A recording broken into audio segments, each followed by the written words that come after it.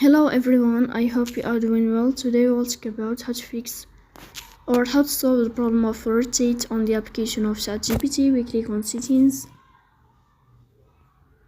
In this page, you click on apps, default apps, app settings. Here in this list, you will search about ChatGPT and you will click. Here in this page of app info, you will click on first stop and you will click OK. Then you will enter to the window of storage. Here we click on clear cache.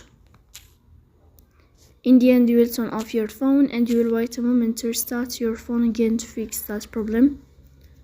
So that's all. Don't forget to support us by like and subscribe.